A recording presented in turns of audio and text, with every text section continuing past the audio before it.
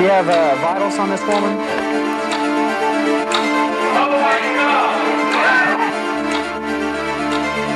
Come on in, Mr. Boy. There you got him.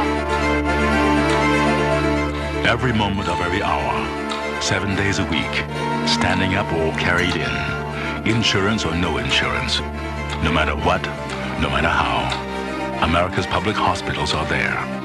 The safety net for every man, woman, and child who falls through the terrifying gaps in our healthcare system.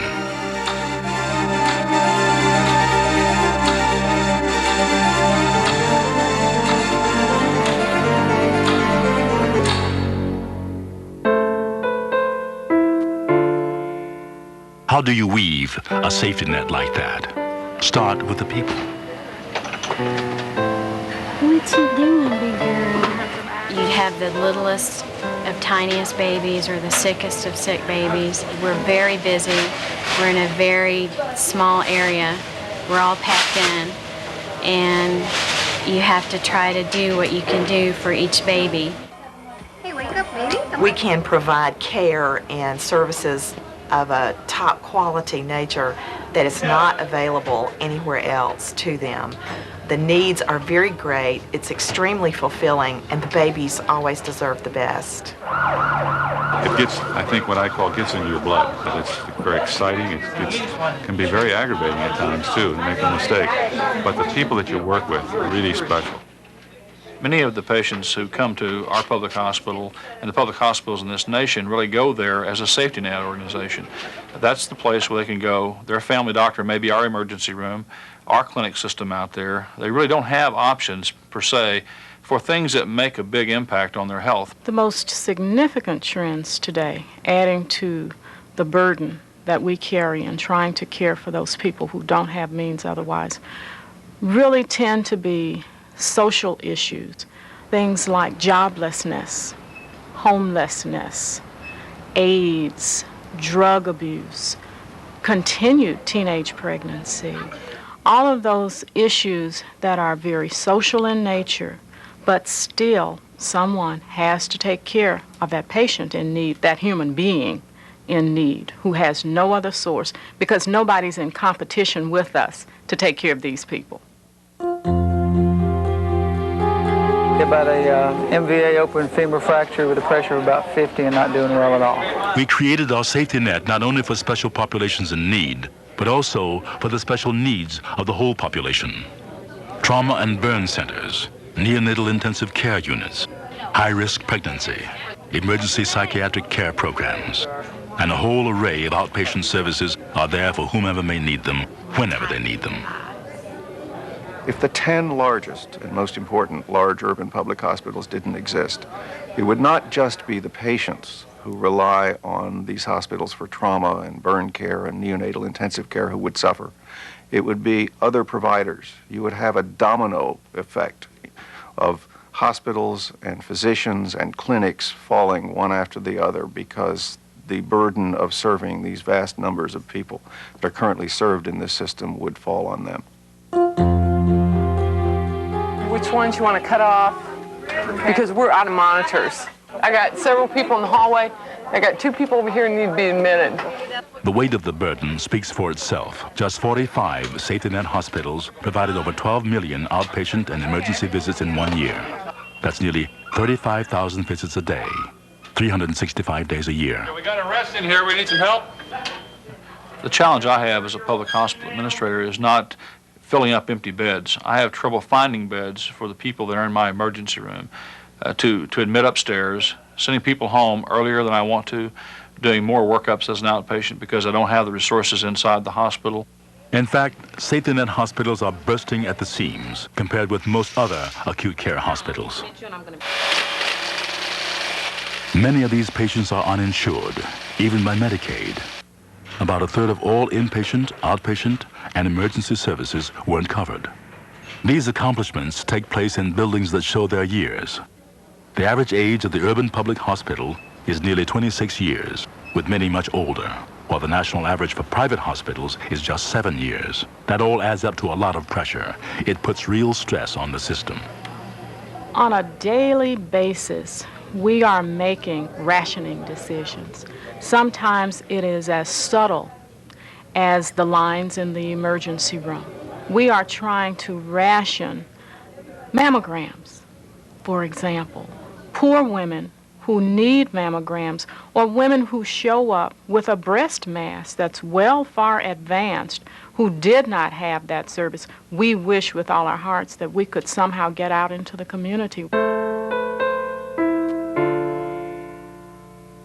The people of the Safety Net hospitals will not fail us, but the places where they serve, the walls that surround them, and the buildings that shelter their efforts, these may betray them and compromise their pledge of service to those in need. It is a great testimony to the quality of the personnel and the compassion of the staff that they are able to keep their doors open and they are able to provide these services even as the institutions they work in are crumbling around them. Okay, Mom, she's 15 pounds. Today, we sit with buildings, facilities that are old. Our equipment is overused. And over time, because we're always in this mad rush to deliver now, we use monies that maybe could have been used for capital, but we had a human issue that we needed to address, so we couldn't do the capital. Or maybe the reimbursement system never, ever affords us the kind of money that we need to take care of the kinds of facilities that we have. So you can never quite get ahead. We're in a hospital of 80 years where the elevators don't run, where there is no additional electrical power, where the generators, you have to go out and buy them one by one or lease them, where patients are still in the corridors, where nurses walk a whole block to take care of a patient. There's no air conditioning except in the operating rooms. And I really think that we will not be able to pass muster over a long haul and meet the standards of all the accrediting agencies. A lot of our hospitals don't meet the standards that are set by the Joint Commission in various states, fire standards, and you can imagine a 60-year-old building not meeting current fire standards. Imagine not having adequate resources to take care of patients who need isolation. Imagine being overburdened in an emergency room where you have thousands of patients entering the doors every day. And this is done because I think there's a commitment. I think there's a passion. I think there's a desire to do more, to do better, and to do it well. It was very touching, though. I mean, she was extremely critical, and she still is. From King Drew Medical Center in Los Angeles to Miami's Jackson Memorial, the nation's Safety Net hospitals go on delivering on their promises. But the challenges are tough, and they need some solutions. We join together as the National Association of Public Hospitals to tell the nation what needs to be done. These messages have begun to produce real resonance among legislative leaders who are committed to support public hospitals. I've introduced legislation, the National Health Safety Net Infrastructure Act of 1992. We have legislation that would provide a new federal program with providing very targeted capital financing assistance to these hospitals. It was introduced in both the House and the Senate, and we expect it to be taken very seriously. Over the last several decades, the public health infrastructure has deteriorated. Old hospitals have gotten older, they've gotten out of code. A lot of people say, why would you want to go back and reinvest in those hospitals? I would argue that you need to replace infrastructure. You need to be where the action is. The federal government ought to understand infrastructure.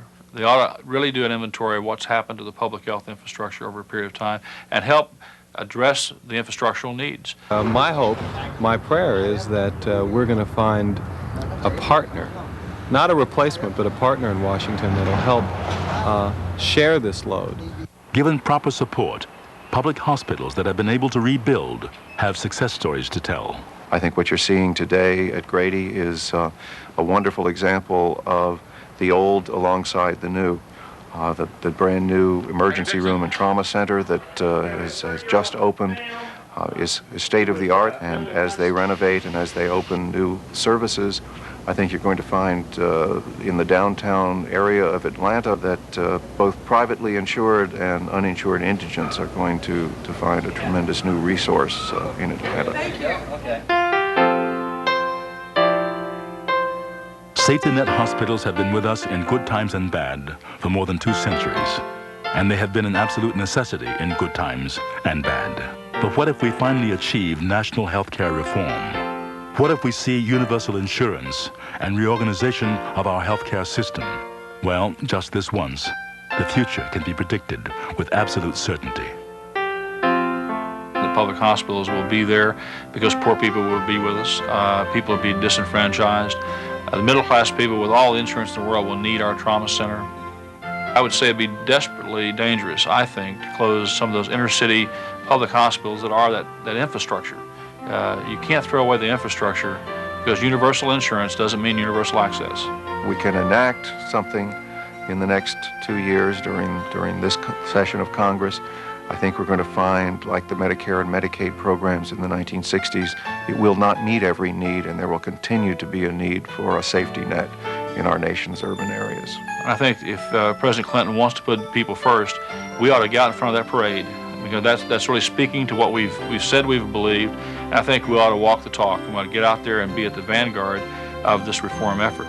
We need to be able to tell policymakers what's really going on in our nation's inner cities and urban areas, what services the uninsured patients are currently using and what services they need, what should be in the benefit package, what are the special problems that these patients have that are not necessarily going to be solved simply by handing them an insurance card. These hospitals are not just the heart of our healthcare system, they are its soul. They are where our doctors and nurses are trained. They are where our 1-pound drug-addicted babies are cared for. They are where people who have no place else to turn get their care. We cannot lose that in our nation's healthcare system. We cannot let the marketplace alone decide who wins, who loses, and who survives. If we let that happen, the soul of our healthcare system will be lost.